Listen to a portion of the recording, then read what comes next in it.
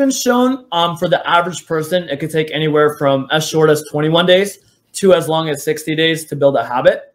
For the most part, it is 21 days of consistency. And then to build a lifestyle where it's kind of like riding a bike. At first it's difficult, but then it's natural and easy. That part of it usually takes 90 days. Okay. So, if you're going to go on any kind of diet plan or exercise plan, doing it for anything shorter than 90 days is just a waste of your time. Is that kind of how you would look at it?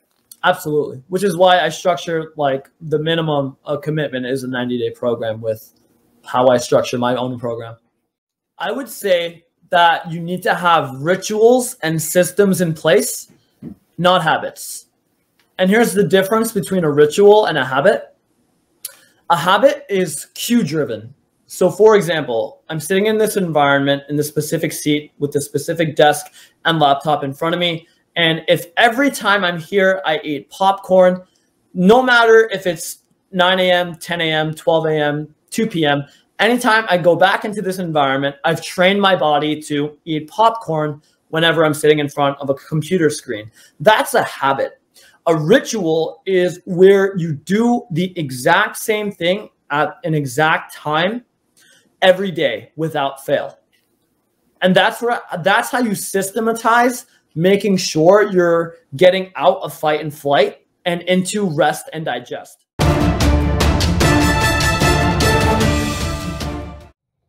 First of all, they have to take time for themselves. That's the key. Learn about yourself, kind of do a self-evaluation. What happened in my last marriage that caused it to end up in a divorce? And just once you do that, then my biggest thing is boundaries, setting boundaries in the relationship. So when you get in there, you figure out what are my, I said, the things that I absolutely will not tolerate anymore. What are the things that I'm okay with and what is I can live with that? So you have to put those into perspective. It's so true. I was just talking to an old client of mine that got divorced, I think 10 years ago or so, had been married for 20 years and spent 6 years traveling, just being single, being happy, and then got into a relationship with somebody. And he was telling me, you know, I feel like I found my soulmate because I found myself. I was able to rediscover who I was. And, you know, it allowed me to open up to somebody in a very different way than I was with my wife whenever we got married when I was young.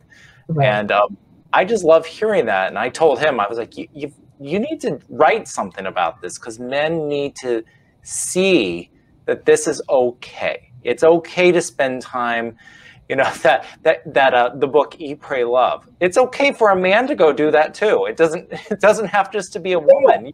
Exactly. A man can go around and find themselves too. I think everyone's getting a lot of value out of this, but let's go back to cultural considerations for a minute. So you said something earlier about in your state, if someone's getting regular payments from family members or whatnot, that's considered income.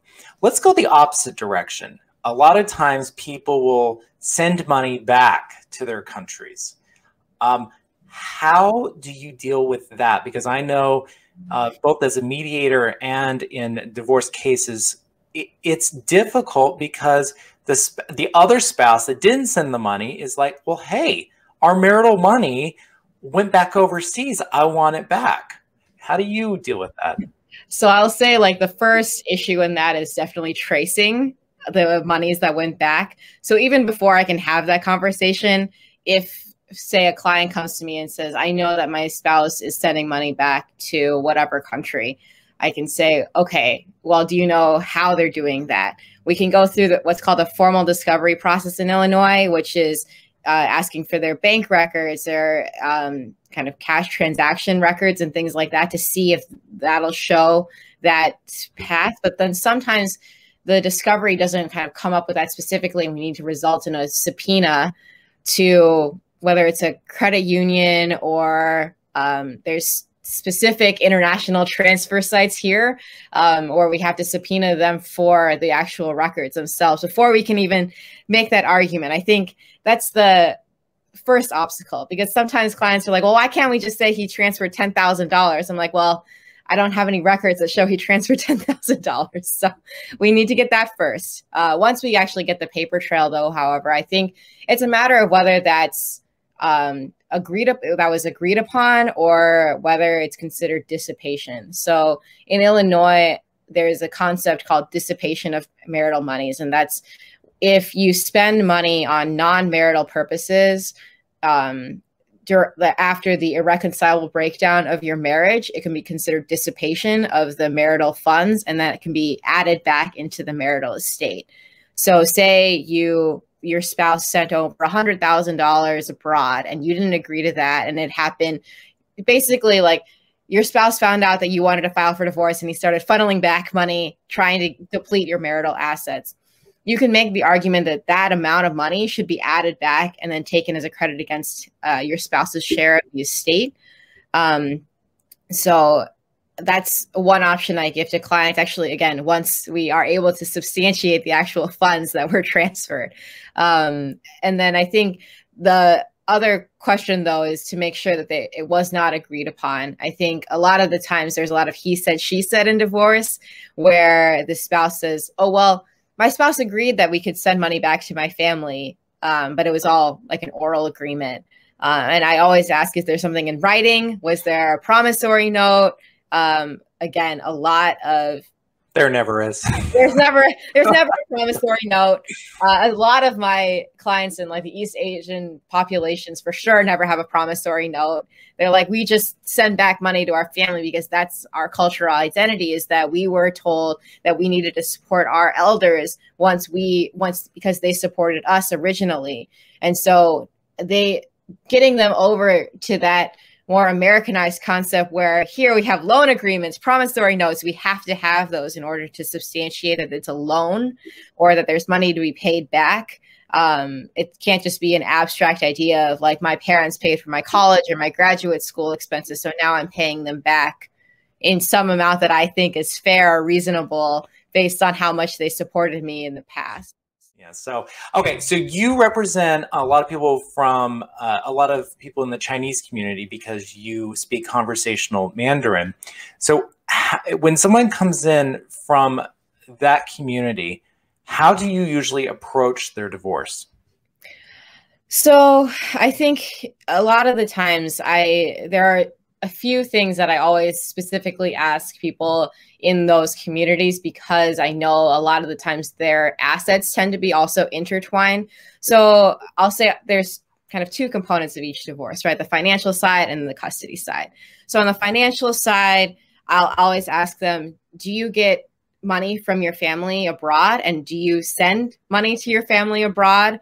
And then do you have any assets co-owned with your family members? Because it's important for me to understand the dynamic there. Keep the kids away from if you're going to date somebody, the kids should really not know that it's going on. I mean, there's nothing worse for a kid when mom and dad's marriage is ending, but dad's bringing this new woman around. I mean, how do you think the kids are going to look at you, dad? I mean, come on. Yeah. All they're going to say is, that's why mom and dad are getting divorced, because dad's off with this new woman. Yes, it's her fault. Yes, you don't want that. I mean, it's already hard enough for the kids, and they're already going to try to figure out in their heads. Stephanie and I are both products of divorce, so they're already going to try to figure out in their heads, well, who was the bad guy here? Don't let it be that the kids can peg you as the bad guy, because in the state of New York, kids always get attorneys in these cases. And now, depending upon how old your kid is, the only thing that attorney is going to be doing is literally regurgitating everything your kid says, which may be based in falsehoods. Keep it single, guys. Do not go out and find the quote unquote love of your life when you are starting to head towards divorce. And if you have to have a relationship, don't put it on blast on Facebook. we don't want to, nobody needs to know that you were in Cancun with your boo. We don't need to see what you bought your boo. We don't need to see any of that, because what that's going to do is it's going to rile up the Mrs. over there who really isn't emotionally done with you and doesn't want you to be emotionally done with her. And so now the divorce gets even more cantankerous. Now the divorce gets even more, you know, rambunctious, because she's turning up the heat, since you now think that you have the audacity to find happiness someplace else. Don't do it. Stay single, or at least make it look like you're single. Anyway, don't make commitments to other people. The reason you're stuck is because you don't want to make a decision, right? For most. And so I try really hard not to let that be a cop-out for them. But for some people, okay, so let's say this. Let's say your partner, you just found out, has been seeing prostitutes for a year or so. You're devastated. You're worried about your health. Did he bring something home, or did she bring something home to me? Can I even trust this person again? I mean, your whole life has shifted. That's probably not a good time to decide if you want to work on the marriage or go for divorce. Because you might need some time, most people would, to figure out, can I even open myself up to this person to work on it? Like, do I even want to be vulnerable after that kind of betrayal?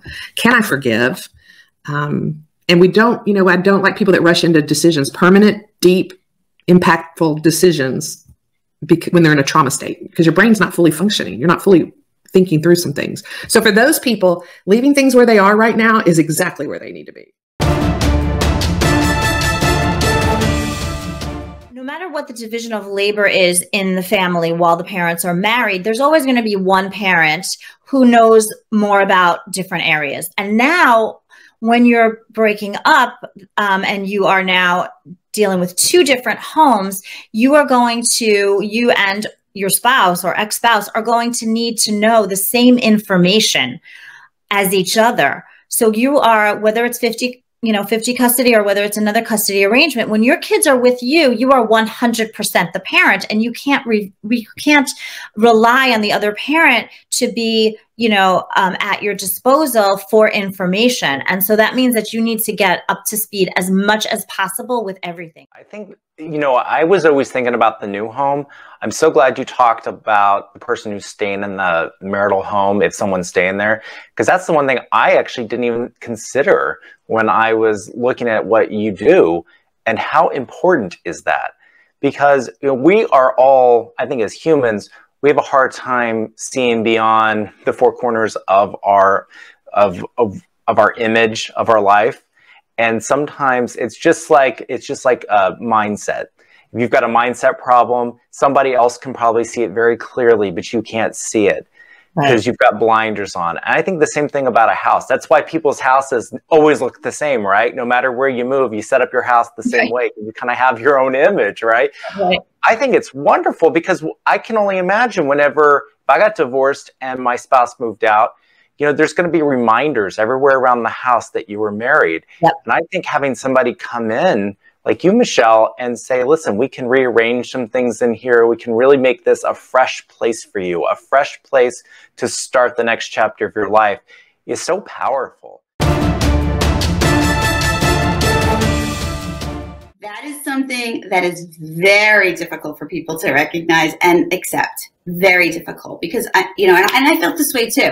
It's like, well, I'm a grown adult with 3 children. I don't have the right to feel this way. It's so old. Why am I not over this? Or a lot of times, and I see this a lot with men, they feel like they're blaming. They feel like they're tough. They should be past this. I don't want to blame. I'm not going to blame it. And I'm like, this has nothing to do with blame. Nothing. This has to do with appreciation. This has to do with compassion. This has to do with love. I mean, I was able to fully, when I did my work, I was able to fully appreciate who my parents were, because they taught me exactly what not to do. They taught me exactly who not to be. They taught me who I was. I had to find out who I was by myself. And that was a hard road. So a life coach is an accountability partner that helps you see what obstacles are keeping you stuck, what old negative thought and belief patterns that you have, and works with you to help you, really remove those blocks, understand those blocks, and see how you can be your best self. I really kind of help people back to themselves. You know, a lot of times in life, and especially in a divorce situation or an unhappy marriage, you lose yourself. So a life coach just helps you really find who you are, redefine it, set your goals, and we kind of just help you get to from where you are to where you want to be, and you know, help you dream again and look for a life of unlimited possibility. We get to create the life that we want, right? A lot of people don't know that, and a lot of people don't understand that they are creating their reality, and if they don't like their reality, they can change it. But we get stuck in a lot of negative thought and belief patterns, and you know, we have a hard time sometimes moving past that. We get stuck in ways of thinking, and sometimes we have to really question our beliefs. Are those our beliefs? Is that what I really believe? And is that true of me now? Or can I let that go? Can I move higher? Can I move into a different place? Can I see this with a different perspective? So that's really the benefit of a life coach, that really help you really dig into who you are. And, you know, and I had to do that for myself after my own divorce, and really decide, who am I and who do I want to be? And am I showing up like that every single day? I think that's huge. And I think that's what the best benefit of a life coach is. That's really important. Most men don't give their parenting time schedule much thought at all, or they just think in very generic terms, like I want 50% of the time with the kids, or you know, they don't really give it a lot of thought. And one thing I loved in your book was you actually provide a sample parenting time schedule and say, guys, you need to sit down and really give this some thought before you start the process, because it's so important that you understand why you want what you want. So people say all the time, well, I want this, I want that. Well, why? Why do you want it? It's good. It's really hard to negotiate when you don't even understand why you're fighting for what you're fighting for, because then you're just being emotional. But you know, one of the first things in your book was like music to my ears, which was divorce planning, which is my number one thing that I talk to guys about. And some people think it's dirty. Some people think there's something wrong with divorce planning. But if you don't plan, and there's actual things you can do with money, with your kids, but if you don't get your mind ready, you're really going to have a difficult time. So you really spoke a lot about managing stress. Tell me a little bit more about that. Yeah, I mean, you're completely right. I think in terms of the one of the big pains for me going through that process was, you know, how to come to terms with the fact that, you know, my children were there. You know, I was with my children, you know, 24/7. You know, when you know, as you can be when you live in the same home. But then that was going to change, and it was never going to be the same again. You know, I was going to see them every fortnight, and coming to terms with that loss, it was really difficult. But the way that I did that was thinking about the quality, and that's one of the things that I talk about in the book, because you know, you can sit at home and your kids can be there, and you know, you cannot do anything with them. You can just sit and watch the telly, come home from work, and you know, put the TV on, put your feet up, and ignore the kids. And yeah, you're in your kid's life, and you're there, and you might have a fleeting conversation with them, but that's not really making the most of your relationship with your children. And one of the things that I thought about was, you know, how do I really make? I looked at it as an opportunity. I thought to myself, right, well, okay, you know, it's just me, so I can parent, you know, when I'm with the children in the way that I want to parent with them, and do things with them that I want to do with them.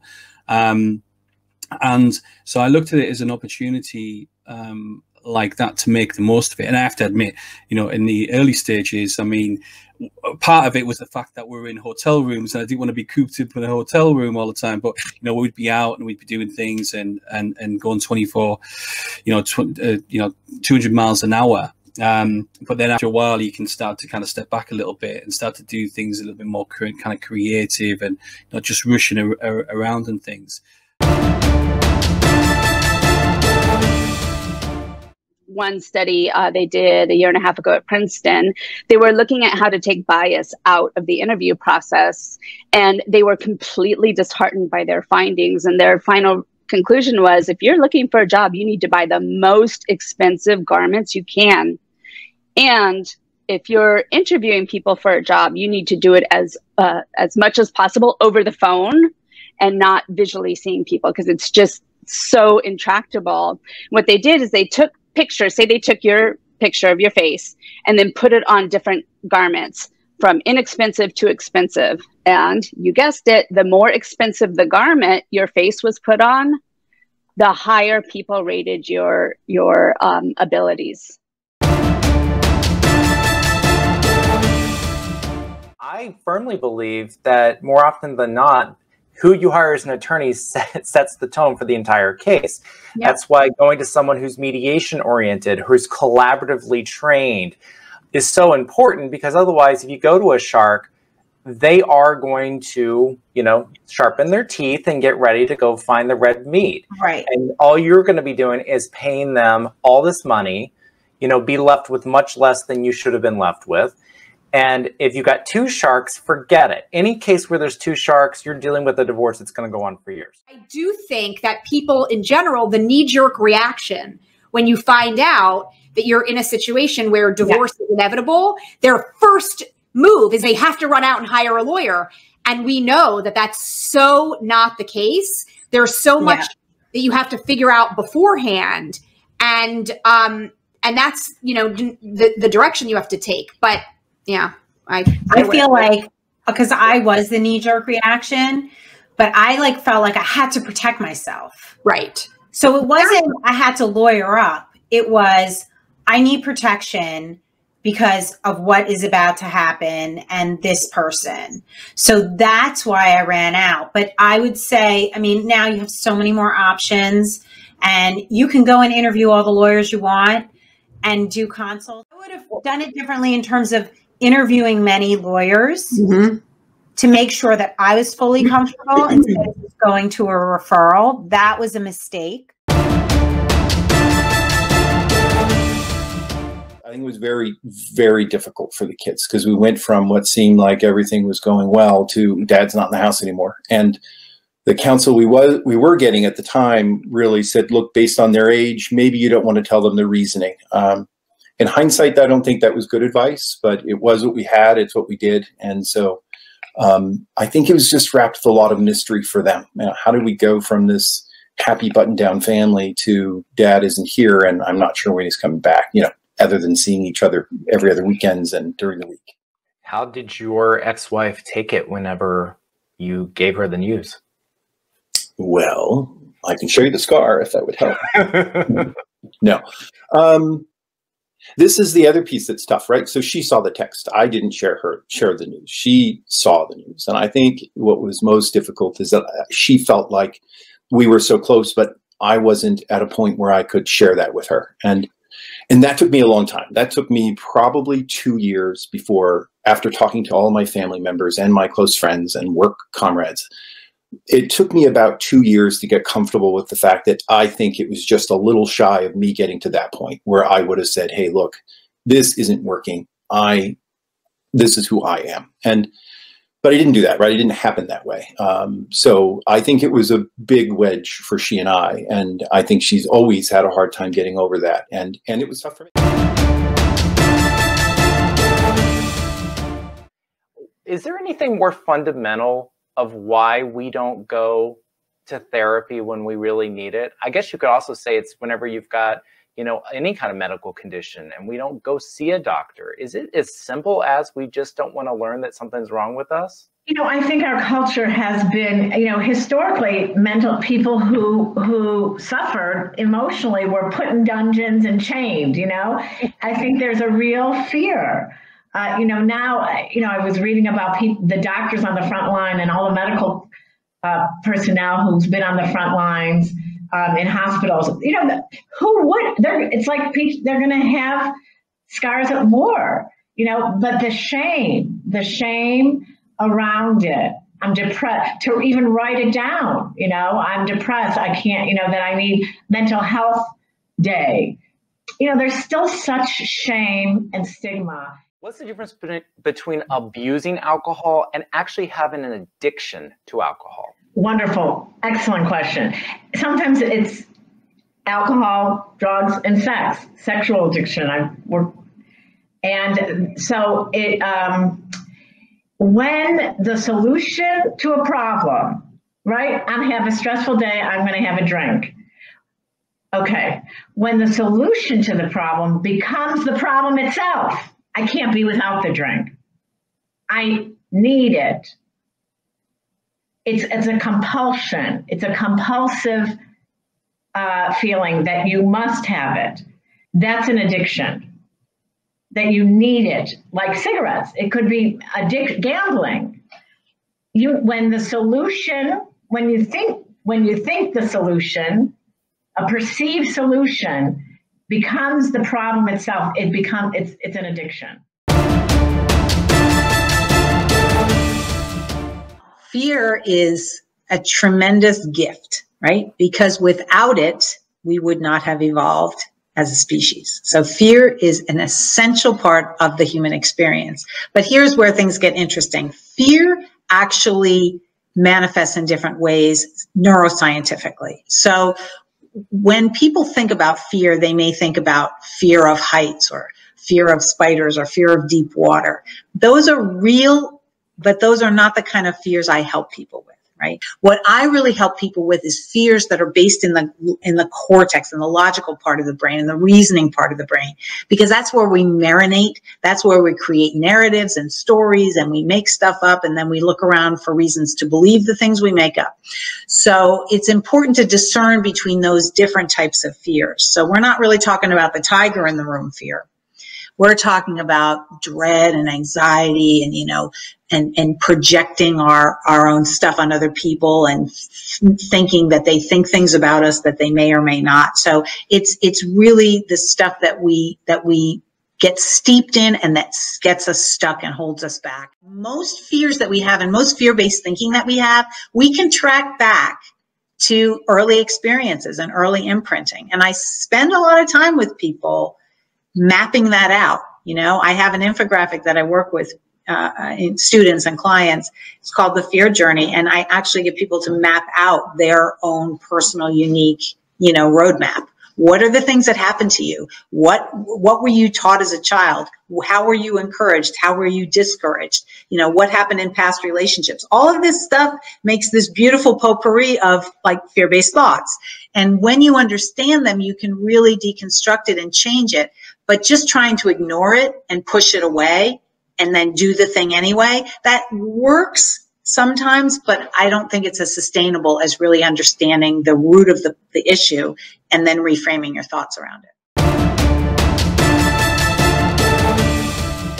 We all know as lawyers, we can probably look at your case and in a very short amount of time figure out what is a likely and appropriate outcome in terms of finances and division of assets and things of that nature. If it were really that easy, divorces wouldn't drag on forever. And I think we all know that often they do. And a lot of that has to do with not being in the proper mindset. So you can't go into a divorce thinking that you're going to get everything you want, that you're keeping everything, that what you want is going to dictate how everything is going to go. If you go into it expecting that I'm going to have to make compromises, I may not love those compromises, but in order for this to really be done and not drag on forever and not cost me a fortune, I need to be ready and prepared that I'm going to have to make compromises and I'm not going to get everything that I want. You can ask around for people that, if you know people that have been divorced and who had a really good experience with their attorney, and maybe ask them, why did they have a good experience with their attorney? Why do they say that? Because some people want a mediation-oriented, settlement-oriented attorney. to, and which is what I recommend. And then some people want what they refer to as a pit bull, which I'm using in finger quotes, or a shark or something like that. You know, you may think that you want a shark because I think the implication there is that you're getting someone who's just going to get you everything you want and is going to be uber aggressive. But that's not really the case. It's been my experience that when you have a shark or a pit bull, they just want to litigate and litigate and litigate. And that's not consistent with settling, getting it done sooner rather than later, and trying to keep it, you know, the cost down. I mean, how many times have you seen it where you told somebody, here's what's going to happen, or here's what I think is going to happen, that at the very end of the case, it's within 5%. Yes, almost always that happens. And especially when you get a client who starts expressing concern about the cost. And my God, this is going to drag on forever. We're not even close to a settlement. And I always tell them the same thing. Some people are more receptive than others. Look, you can settle. This is within your power too. It's not just about your spouse. So, oh, if my spouse would just agree to something, but what have you given him or her to agree to? You know, could you tweak that a little bit? Could you compromise a little bit more? Because it can't just be your way. And the best way to get done is to settle, right? Not dig in your heels. I really like the approach you took with your children. And one of the things that I've always encouraged men to convey to their kids is that you're going to be happier after the divorce. And it's good for mom and dad to be happy. And, you know, we were unhappy for whatever reason. And I agree with you. Your children should never be told why you're getting divorced. They just shouldn't, because then it really gets into the blame game. Then your kids start to blame one parent over the other. And regardless of what happened, even if it's something bad like an affair, kids still don't need to know why you're getting divorced. I think the best thing to do is just say that we've grown apart, we're just not happy anymore, and we will both be happier when we're not together anymore. And that's pretty much all you need to tell children. I think what ends up happening, and why a lot of people have children that are, I don't want to say screwed up, but really have a distorted sense of marriage, is because they let their children in on all of the nasty, dirty things that were going on during the divorce process. You know, what they're, you know, like mothers saying, oh, dad doesn't want to give me any money. He wants us to live in a shoebox. You've got dads who are telling their kids, you know, mom went off and cheated on me, and that's why the family's breaking up. Now, all of a sudden, you're turning the kids against one of their parents. And people think, well, if I do that, it's going to benefit me. No, no, no. It's never going to benefit you. Your kids will have a distorted sense of relationship. So I think what you've been doing is just so incredible. I mean, we all know, listen, no one wants to get divorced when they get married. Nobody. Yeah. So, but it's a reality, right, James? 50% of all marriages in this country end in divorce. I mean, it's only about 41% of first marriages, but still, it's a lot. It is a real possibility. So let me ask you this. Your kids have gotten married. Did they discuss with you in any level of detail, like, what do I need to do, Dad, so that I don't get divorced? Or did you have that kind of conversation with them? Absolutely. In fact, I don't know that I give them an opportunity to even ask. I feel, and this, you know, may depend on the kind of relationship you have with your children. We've always been very candid, very open. But I feel a responsibility to talk about it, both individually and also when they're present as a couple. You know, let's talk about this seriously. This is not, you can't just wait until the moment of crisis to solve this. You have to start at day one. You start when you're dating. You start developing good habits. Go back to sort of why you got divorced. Who made the decision to get divorced, and how did that person communicate it to the other person that it happened? Well, so yeah, it was my former spouse who made that decision. And, you know, in retrospect, it was a decision that had been made probably 3 years before. You know, as I got into the thick of looking at the finances and the paperwork, and you kind of go into private eye mode sometimes, trying to figure out how to save your bacon and counter all of these things. A lot of preparation had been made over a number of years to make the divorce, or ensure that the divorce would be advantageous for her. And so she made that choice. The way it was communicated was, I mean, I'll never forget, it was my birthday. I'd been away at a soccer tournament with one of my oldest son.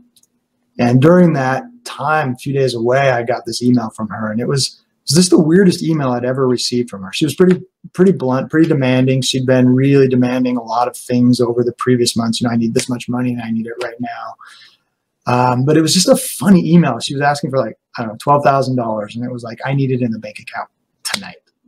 I'm like, okay, that's really weird, because what's going on?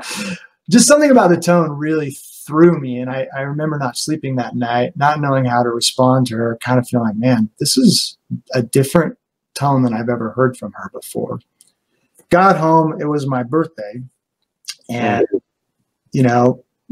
I think we got home kind of late that day. Remember just going up, being in bed, kind of getting to bed early, thinking, okay, well, it's my birthday, this is going to be a good night. Everything else is going on, but at least there'll be that. And she kind of came out and she sat in the bed. She just sat up next to me and just sat there. And I'm like, okay, what's going on? And it seems like it happened pretty quickly. I don't remember the whole buildup, but what I do remember, and I'll never forget it, is she looked at me and she said, I don't love you anymore. It's like, okay, whew, all right, well, what does that mean? I don't love you anymore. Okay, well, does that mean you want to get divorced? What does that mean? And she said, I think so. I don't know yet, but I think so. And it started there, you kind of go into denial. I'm like, huh. I remember sleeping on the couch downstairs that night.